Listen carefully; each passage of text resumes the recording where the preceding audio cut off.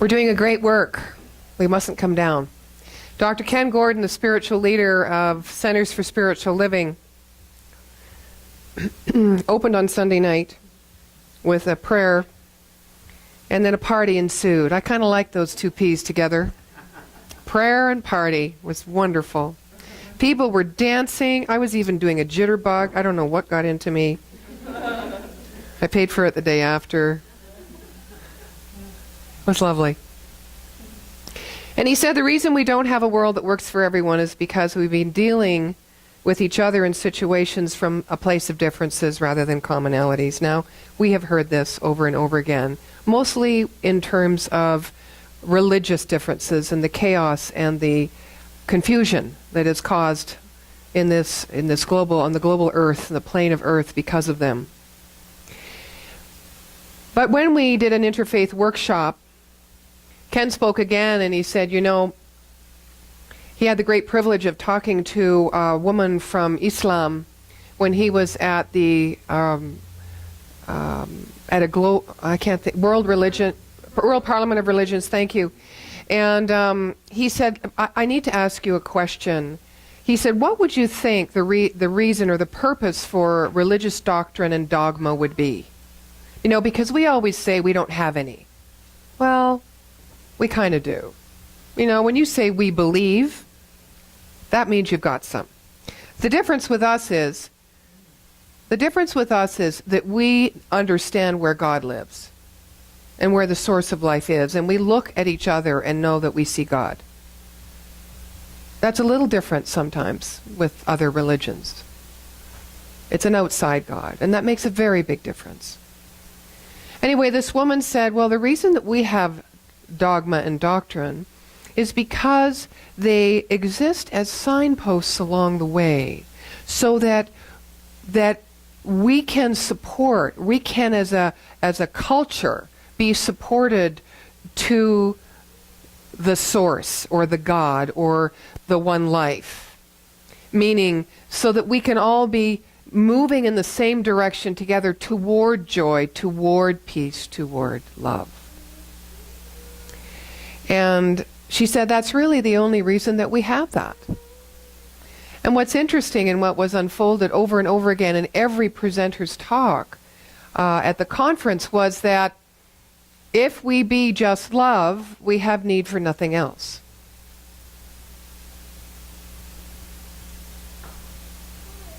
If we just be love, and if that means we see love, we speak love. Now, I know we don't do that all the time. As a matter of fact, I ran into a few times myself at the conference. Should I say it? Lots came up. You know, when love's looking right at you, and you feel yourself wanting to go over here, then all of a sudden you get, oh, there's something standing between me and love.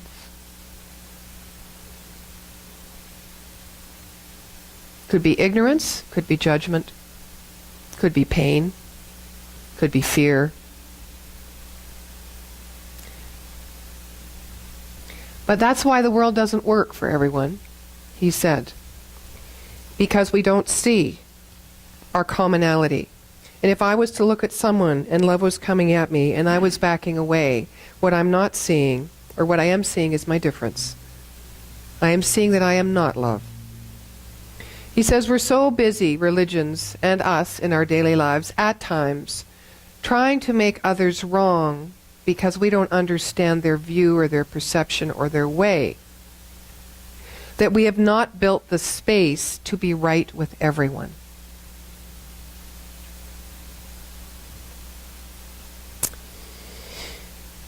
He said, you know, because there is a goal that is the same for all religions, which is to live in joy and love and peace and prosperity, and because everything is so fragmented, he said it's because we keep looking at the journey and the details of our lives, focusing on them instead of the vision. And so what he was trying to do was help us to all see that this vision, even though we know, and we've learned this one, it's not the goal, it's the journey, right? Right. It is the journey, because we need to be present as we walk, mindful as we walk, as loving as we can be as we walk. The goal that we're not to look upon is a physical goal. It isn't the spiritual vision that Dr. Ken was talking about. And what happens is we even get all messed up about, are we treating right, and are we praying right, and what's spiritual practice, and I'm not doing enough of it, or I'm not doing it at the same time every day, or look at that person, they're there, and how come they're there and I'm not when I'm doing all this, we get so focused on the differences of the journey when we look outside and we compare ourselves, that we forget that we're all marching, albeit different paths, but with a vision that's common to each of us. So that's how we opened the conference.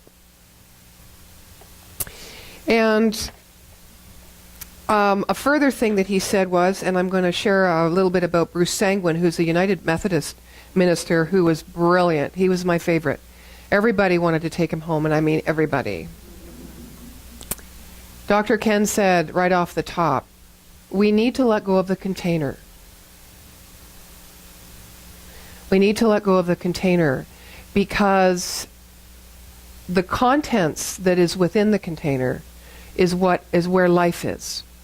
The container is just something, a structure, guiding posts, something to hold, like the community or our belief system, right? Or our name of who we are or who we are not, identity. It's something to hold the life of the ever-living life of spirit, because it's always moving, it's always evolving, it's always expanding. But what we do sometimes is we really grab onto the container because it's safe, and therefore we deny that life its own natural, perfect flow and unfoldment within it. Todd, one of our members here, sent me a story. It's befitting. It says it's about a man who was walking along a cliff, and all of a sudden he falls off. And fortunately, he has the presence of mind to grab onto the ledge, and hanging there for dear life, he yells out, is there anybody out there who can help me? And of course, nothing comes back to him. And he yells it again, is there anyone out there that can help me? And all of a sudden, here's this kind of big bellowing voice that calls back, this is God. I can help you. Just let go and trust. And there's a pause, and he says, is there anybody else out there who can help me? I love that. So two things happen for me in that story. One is the fact that when you fall, you immediately do what? Grab. We grab onto what we know. We grab onto structure, people, ideas, patterns of belief, patterns of behavior. We grab because we're fallen. And the longer we let ourselves fall, the greater the speed at which we fall. So we grab. The other thing is, we don't want to hear the truth because it asks us to fall. It asks us to expand. It asks us to push up against the container or the form that we have worked so hard to create. And yet, being an exemplar of the adventure of becoming, and that's what we're talking about today, from seeking to becoming, to allow ourselves to constantly expand that which we know is true and what is possible for us, and to be an exemplar of that as we are on the journey. That's where it gets tough.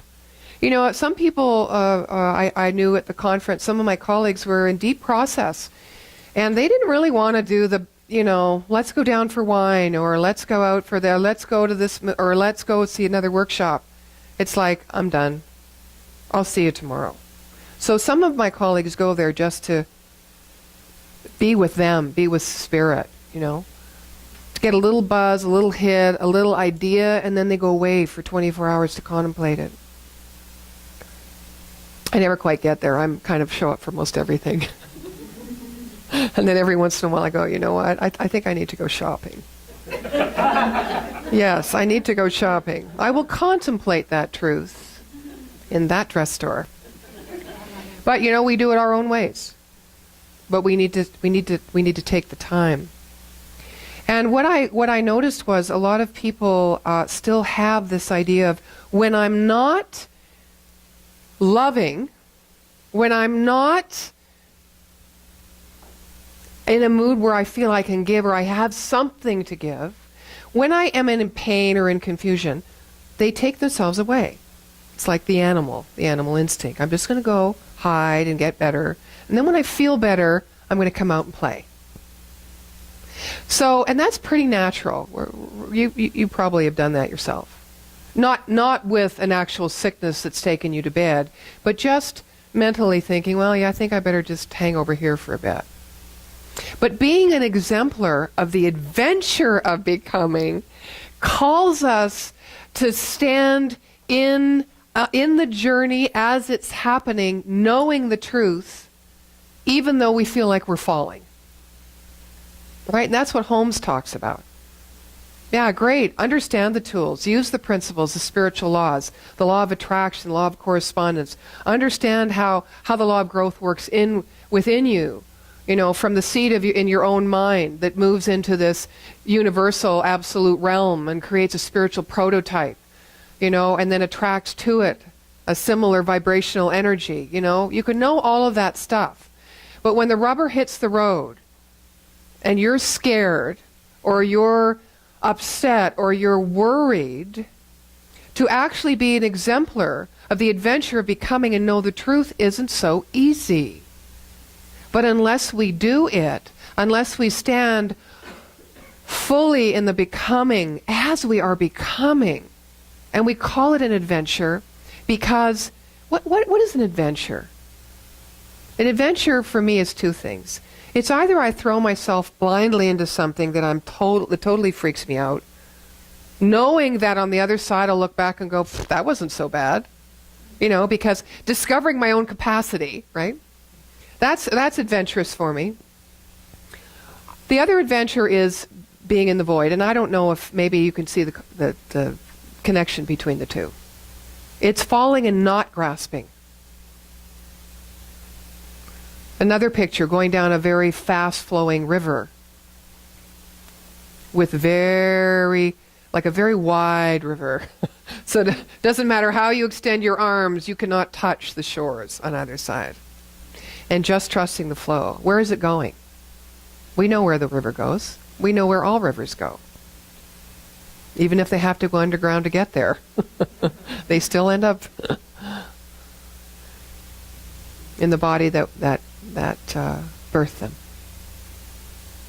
So Bruce Sanguin, he talks about random and chaos in an orderly universe, and he says, you know, when we are this learning to be this exemplar in this adventure of becoming, and we stop seeking the answer outside of ourselves, he said, there's strange attractors, he calls them strange attractors, that sort of show up on our life to throw us off our game or to assist us in remembering the truth in the adventure.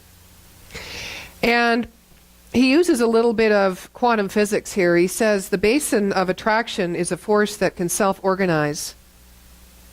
The basis, or the basin of attraction, maybe the foundation of attraction, or the principle of attraction, is a force that can self-organize through attracting strange conditions in order to produce a higher order.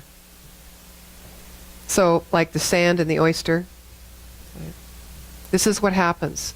It happens when we're willing to stand, knowing the truth as we are falling. Or as we are saying yes, without and not having a plan, not seeing what the end result will be. When we let go of the outcomes.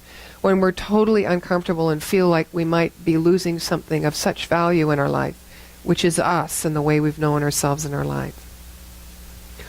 When we start falling, all these other things are going to come in, like little pieces of satellites, or meteors, and we're kind of ducking and we're diving. But that is a natural process in an orderly universe. It takes those strange attractors to come into our life so that we can affirm and solidify and build our conviction about the truth of who we are. You all know that. But when we do that, and when we allow ourselves to step in and just show up, no matter what's going on, we always evolve to a higher order, an expanded consciousness, if you will, or a greater sense of who we are and our magnificence and our capacity. A system under pressure will always reorganize itself. Could we just go out and look for it instead of hide from it? We are so much greater than we think we are.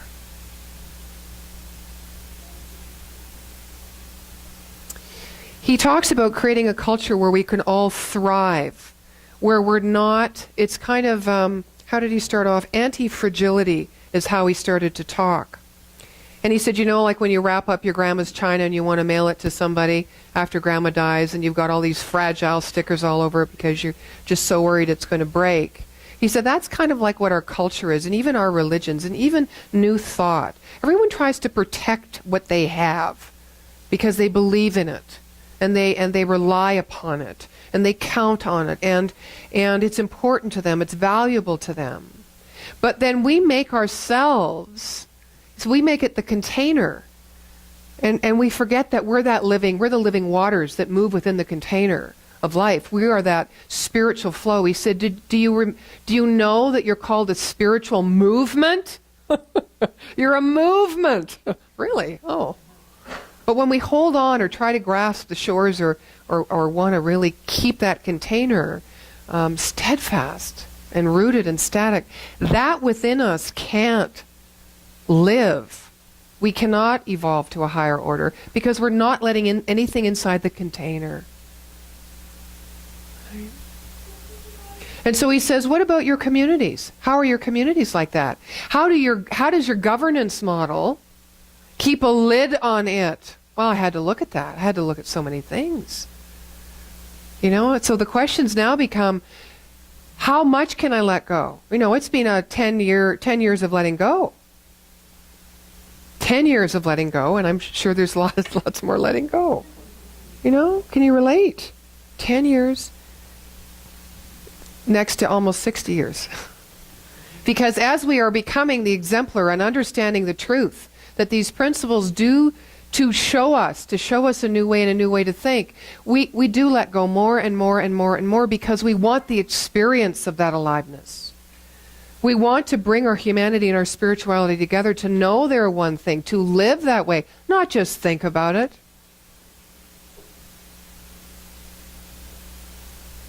So this container idea, he says, you have to constantly be questioning the container. Holmes knew that. Ernest Holmes said, open at the top. This is how I think. This is my way. This is what I believe. It isn't your truth. It's not necessarily your truth unless you adopt it. But truth is always growing and changing. So where are we going? In the community that lives within our head. Where are we going? He said, spirit blows where it will. Where it is coming from and where it is going, we don't know. If I am aligned with spirit, I am constantly being blown about. And all our prized assumptions, our possessions, our perceptions are always in a process of being blown away. Can you let this happen? Can you live in the fire? Knowing that there is an intelligence within you, within me, that will always come through when you ask of it to live through you. So he said there are 3 ground rules for the process of this kind of emergence in our communities and in our own life as individuals. He said, first, it's an inside job, of course. It's an inside job. Out of this originating unity is a world that is birthed. So out of this intelligence that lives within you that knows when you don't know, you can be the living waters in your own life. You can be fully alive. You can be the exemplar. You can know the truth of who you are no matter what is going on. The second rule is deep patience.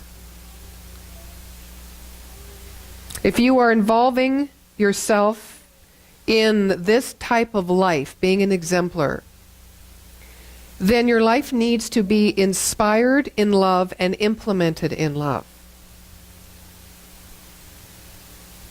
I think for me, I understood that that's the only way I can keep my center if I am going to be even more open, even more vulnerable, even more trusting as I fall or fly. You always think falling's downwards, and you always have this visual ahead of yourself of what's going to be there that you don't want to hit. But falling can mean anything, can't it? The third is, again, love. The power as love. Power as nothing else but love. So to be aware about attraction, communion with each other, to be aware of the intercourse and the interweaving that happens in life with all life all the time. He said, I am the universe creating itself. I am the universe touching itself. I am the universe observing itself. And this is the experience of becoming. This is the experience of non-duality. I'm going to repeat that. I am the universe creating itself. I am the universe touching itself. And I am the universe observing itself. So if God is everything, if this intelligence that created all life is everything, how does it get outside of itself to observe itself when there's no outside?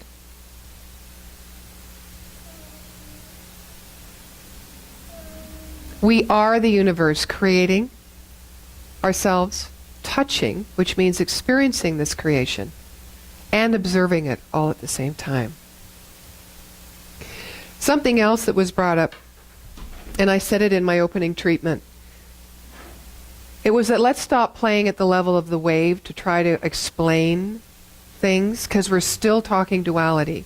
Even if I say, I am not the ocean, I am the wave, but everything the ocean is, I am as the wave, because the wave is made up of everything the ocean is, right? Makes total sense. It's kind of a first step into this idea that I am that I am. Why don't we just say we are the ocean? When are we going to say, I am the ocean? It's my 16th year in the teaching. And up until last week, I have been talking about the wave.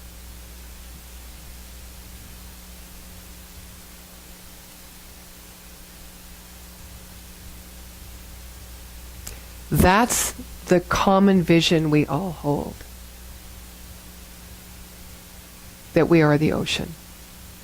We have very strange, wonderful, and sometimes off-putting ways of getting there. So what? It's life. Can we be the exemplar of the adventure of becoming that which we will never find the end to, but that we can understand by feeling the sacredness, the purposefulness, and the meaning of which each and every person on this planet equally, inherently, has been given as a gift at birth. So from seeking to becoming, I think I gave you the best core I could, and there was so much more at this conference. But really that's what I took away. And so thank you thank you, because without you here, I would never have gone. Thank you. And so it is.